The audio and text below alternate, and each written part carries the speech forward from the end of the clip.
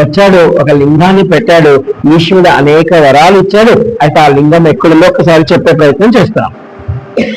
ఈ నివృత్తి అంటే అది ఎక్కడుందంటే, మీరు అందరు పుష్పదంతేశ్వరుడి దగ్గరికి వెళ్తారు కదా. ఈ పుష్పదంతేశ్వరుడి దగ్గరికి వెళ్ళినప్పుడు మీరు పుష్పదంతేశ్వరుడి గుడి పక్కన ఒక సన్న గొంతు ఉంటుంది. అంటే మీరు పుష్పదంతేశ్వరుడి దగ్గరికి వెళ్ళక ముందే ఒక సన్న గొంది 2 అడుగులో 3 అడుగులో ఉంటుంది. ఆ సన్న గొంతులో మీరు కొంచెం ముందుకెళ్ళండి. మీరు కొంచెం ముందుకు వెళ్ళినప్పుడు అంటే మీరు పుష్పదంతేశ్వరికి కరెక్ట్ గా వెనక పక్క, మీరు వెనక కొంచెం ముందుకు వెనక అంటే ఈ సన్న గొంతులోనే వెళ్ళాలి. ఈ సన్న గొంతులో కొంచెం ముందుకు వెళ్తే మీరు అక్కడ ఒక పెద్ద గేట్ ఉంటుంది, ఇనప గేట్ లాగా 2 ఉంటాయి. ఆ 2 గేట్లలో నుంచి మీరు చూస్తే ఒక పెద్ద శివలింగం కనబడుతుంది. పుష్పదంతేశ్వరుడు వెనుక ఉంటుంది. ఆ యొక్క లింగమే నివృత్తేశ్వర లింగము. అక్కడ కాళీమాత కూడా ఉంటుంది అన్నమాట. అయితే ఈ నివృత్తేశ్వర లింగమును ఆరాధించడం వల్ల కలుగు లాభాలు అంటే ఈ పింగాక్షుడు అక్కడ పెట్టాడు, ఆ లోకానికి వెళ్ళాడు, అదంతా మళ్ళా చెప్పాను. ఇప్పుడు మనము ఇక్కడ లింగం ఉంది. ఇప్పుడు ఈ లింగం ఉంది. మీరు ఇప్పుడు అగ్నేశ్వర లింగంకి వెళ్ళలేదు ఈరోజు, ఆత్మవీరేశ్వర లింగం చూసుకొచ్చుకున్నారా? ఎవరికన్నా అక్కడ మీకు భావుడి రూపం కనబడిందా? మీరు కూర్చున్నారా ఒక 2-3 నిమిషాలన్నా? కూర్చొని ఆత్మ మీరు వెళ్ళారమ్మా ఈరోజు?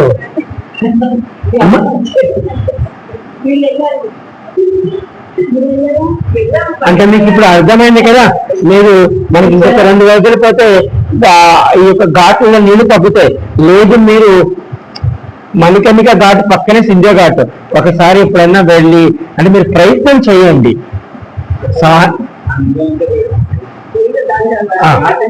ఆ ఘాట్ నుంచి చెప్పారు కదా, మీరు 5 గంటల నుంచి 6 గంటల సమయంలో అక్కడ కూర్చొని ధ్యానం చేసే ప్రయత్నించండి. ఆ సమయంలో కూడా ఎవరు ఉండరు అక్కడ. ఆ గుళ్ళో 7 గంటలకు హారతి మొదలు పెడతారు వాళ్ళు. మీరు 5 గంటల నుంచి 6 గంటల సమయంలో అలా కూర్చొని నిజంగా మీరు ఆ ఆత్మవీరేశ్వరుని ధ్యానం చేయండి. అంటే విశ్వనాథుని చేయడం కన్నా మీరు ప్రతిరోజు వీలైతే ఉన్నవాళ్ళు, ఎందుకంటే ఈశ్వరుడి ఆత్మ మనము పట్టుకోవాలి. ఏది ముఖ్యమా ఏది ముఖ్యమా ఏది ముఖ్యమా ఇందాక నేను చెప్పండి. న్యాయ నిర్ణీత చేశారు, సంఘర్షణ చేస్తూ ఉంటాడు. సంఘర్షణ సంఘర్షణ సంఘర్షణ. మీరు కాశీ వచ్చారు, కాశీకి వచ్చి మీరు నిజంగా విశ్వనాథుడి కృప పట్టుకోవాలి. విశ్వనాథుడు మీ దగ్గర ఉండాలి, మీరు ఆయన పట్టుకోవడం కాదు. అర్థమవుతుందా? నేను ఇక్కడికి రాకముందు ఒక ఐఏఎస్ పిల్లలకి చాలా మందికి నేను ఫ్రీగా క్లాసెస్ చెప్పేవాడిని. అందులో ఒక అబ్బాయి స్త్రీ విద్య నేర్చుకుని ఉన్నాడు. ఆయన మంచి ఉపాసకుడు, చాలా గొప్ప వాడంట. ఆ పిల్లవాడు నన్ను ఒక 8 శక్తిపీఠాలకి తీసుకెళ్ళాడు. ₹1 ఖర్చు పెట్టలేదు వాడు. నేను అన్నాను, ఎందుకు నన్ను తీసుకెళ్తున్నావు? ఎందుకంటే రుణపడుతున్నాను కదా, నా రుణం తీర్చుకోవాలి నేను. అంటే వాడికి నేను క్లాస్ ఫ్రీగా చెప్పాను. మా అంటే ఒక 10,000 20,000 ఖర్చు అవుతుంది. కానీ వాడు 8 శక్తిపీఠాలకి నేను ఇంటి దగ్గర ఎక్కించుకొని మన ఇంటి దగ్గర దింపాడు. ఆ 5 స్టార్ హోటల్లో బుక్ చేశాడు. అంటే దీని అర్థం వాడు ఏమన్నాడంటే, గురువు గారు మీకు ఒకటే చెప్తాను, మీరు అమ్మవారి చేతిలో పట్టుకోబడినటువంటి వస్తువులు. అంటే ఏ విధంగా పిల్లి తన పిల్లలు పట్టుకుంటుందో అలా మీరు అమ్మవారి చేతిలో పట్టుకున్నాడు. అంటే వాడు శ్రీ విద్య ఉపాసన చేసిన వాడికి నాకైతే ఏమో తెలియదు, వాడు అలా అన్నాడు. మీరు పిలిస్తే ఏ అమ్మవారు కావాలంటే అమ్మవారు పలుకుతుంది, మీకు అది తెలియట్లేదండి.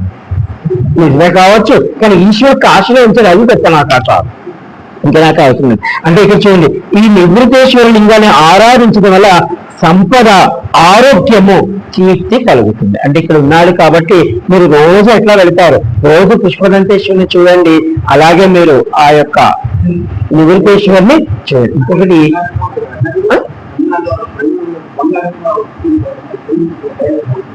బంగారు లింగమా, అది నాట్ ఫర్ సత్యం. మీరు అంత దూరం వస్తలేరు.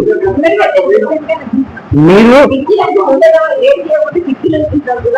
పుష్పదంతేశ్వరుడు వెనక్కి ఇక్కడి నుంచి అంత దూరం కూడా ఉండదు. ఈ నుంచి మనం ప్రాణేశ్వరానికి వెళ్తాం కదా, అంతే దూరం. మీరు ఇంకా మీరు మళ్ళీ అక్కర్లేకండి, వెనక్కి పోవాలి.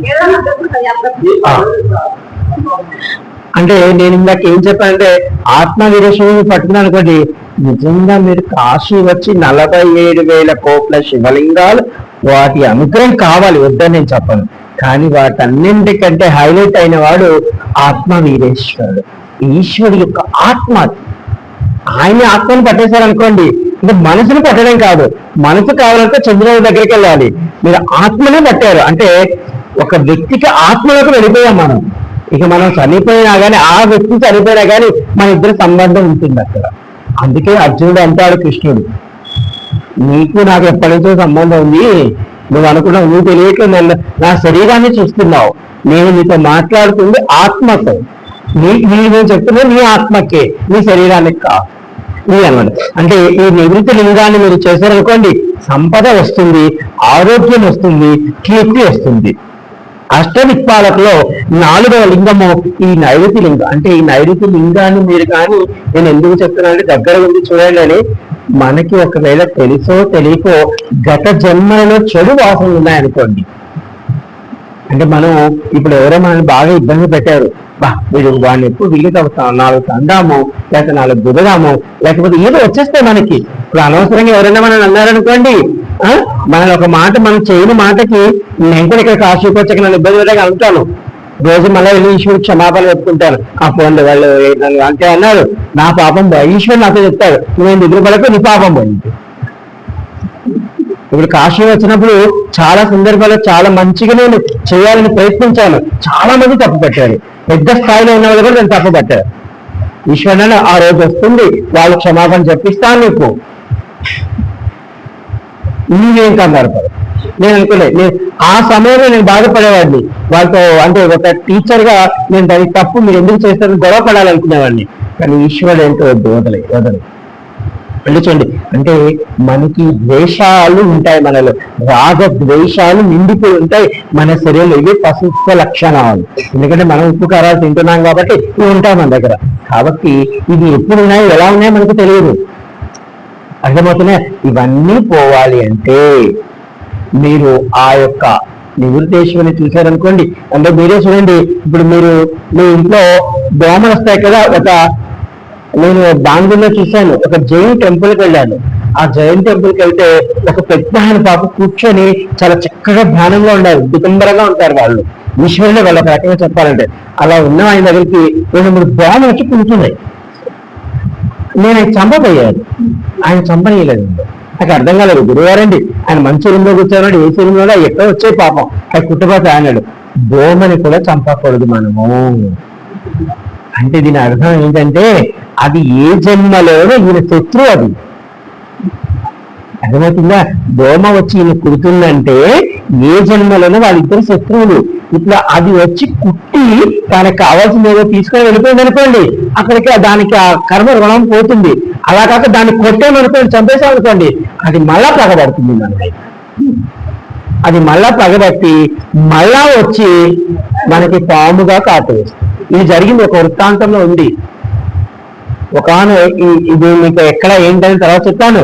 ఒకనొక సందర్భంలో ఒక దోమను ఒకరు చంపారట, అది మరో జన్మలో విషసాగు అయి అతను చంపించవచ్చు. ఇవి అనమాట. అంటే ఇవన్నీ మనలో పశుత్వ లక్షణాలు. మనం అనుకుంటాం మనం చాలా మంచి వాళ్ళే. ఎందుకు చాగంటి కోటేశ్వరరావు గారు ఒకసారి చెప్పారు, ఏదైనా సత్యనారాయణ వ్రతం అని అనుకోండి, చక్కగా భార్యాభర్తలు చాలా సాత్వికులు అన్నట్టుగా మంచి పట్టు వస్త్రాలు పెట్టుకుని కూర్చునేస్తారు, చాలా బాగుంటారు. అదే ఇప్పుడు భోజనాలు జరుగుతున్నాయి అనుకోండి, అక్కడికి వెళ్ళిపోయాక 10 మందితో కూర్చోడానికి ఉందంటే అది 100 మంది అనుకోండి, మేము ముందు అని పోతారు. అదే అంటే ఇక్కడ ఏమైనా ఇందాక మనం ఎంత సాత్వికంగా ఉన్నామో ఇప్పుడు మనము తమో గుణానికి వెళ్ళిపోయాం. ఆమె తొందరగా వెళ్ళిపోవాలండి, మాకు టైం అయిపోతుంది, మమ్మల్ని బాణీలు ముందు అంటాం. అంటే ఒకరిద్దరు నిజంగా ఉండవచ్చు, కానీ అందరూ అదే పనిలో ఉంటాం. అయ్యో గుడికి వచ్చాం, పూజకి వచ్చాం, ఉన్నట్టు వెళ్ళండి, మళ్ళా చూద్దాం, లేకపోతే వెనక్కి వెళ్ళిపోదాం. ఈశ్వర ప్రసాదం ఒక నమస్కారం. అంటే మనం ఏం చేస్తామంటే అక్కడ కొన్ని విషయాలు ఏం చేస్తూ ఉంటాం. అంటే ఇదే పశుత్వ లక్షణాలు. అంటే అష్టదిక్పాలకులు 4వ లింగము ఈ నైరుతి లింగము. అంటే ఈ లింగాన్ని పూజ చేస్తే ఇవన్నీ పోతాయి. ఎందుకంటే ఆ పశుత్వంలో ఉన్నవాడే అతను జయించాడు అంటే కదా. ఇప్పుడు వాళ్ళ గుణమే అది, వాళ్ళ గుణముల నుంచి బయటకు వచ్చాడు. కాబట్టి మనం ఆయన్ని పట్టుకున్నాం అనుకోండి, అంటే కాశీలో ఇవన్నీ ఎందుకున్నాయి, ఇన్ని శివలింగాలు ఎందుకున్నాయంటే మోక్షం కావాలి మనకి. మోక్షం కావాలంటే కొన్ని వేల కోట్ల జన్మల నుంచి ఎన్ని వాసనలు ఉన్నాయి మన దగ్గర. అర్థమవుతా. ఇప్పుడు ఈ వాసనలన్నీ పోవాలి కదా. కాబట్టి పట్టుకోవాలి వ్రతం.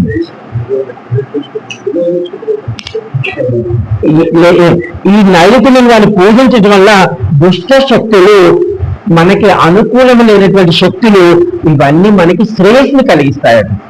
ఇక మనమే ఉన్నాం అనుకోండి, మనకు ఒక నచ్చకపోవచ్చు, ఎందుకంటే ఇది జాతకరీత్యా కూడా ఉంటాయి. మనకున్న 27 నక్షత్రాల ప్రకారము కొన్ని మిత్ర నక్షత్రాలు ఉన్నాయి, కొన్ని శత్రు నక్షత్రాలు ఉన్నాయి, కొన్ని మధ్యమ నక్షత్రాలు ఉన్నాయి. ఇప్పుడు 2 శత్రు నక్షత్రాల దగ్గర ఉన్నారనుకోండి, వాళ్ళు ఎంత అనుకున్నప్పటికీ ఏదో ఒక దగ్గర పొరపక్షం వస్తుంది. అంటే ఇది శత్రువులు అనమాట. నాకున్న 2 పిల్లలు కూడా ఈమె పాము, ఆమె ముంగీసం. నైరుతి లింగాన్ని పూజించడం వల్ల దుష్ట శక్తులు ప్రతికూల ప్రభావం నుండి రక్షింపబడతారు. అందుకని ఆమెకి జిస్మిత నాగ్ అని పెట్టాను. ఈమె యొక్క పుట్టిన నక్షత్రం అన్ని దాన్ని బట్టి ఈమె వాసుకితో సమానం, దుష్పడుతుంటుంది. ఆమె పాపం చేసా, అందుకని ఆమె కొన్ని నాగ్ అని పెట్టాను. అంటే ఇవన్నీ పేర్లు వీరిద్దరి కోసమే చేశాను. నైరుతి లింగాన్ని దర్శించడం వల్ల జీవితంలో అనేక అడ్డంకులు తొలగిపోతాయి. ఎందుకంటే చాలా చాలా వాస్తు దోషాలు మనకు ఉంటాయి. అంటే మనం ఒక జన్మలో ఒక వాస్తులో ఉన్నాం అనుకోండి, ఈ వాస్తు ఇంకొక దగ్గర కూడా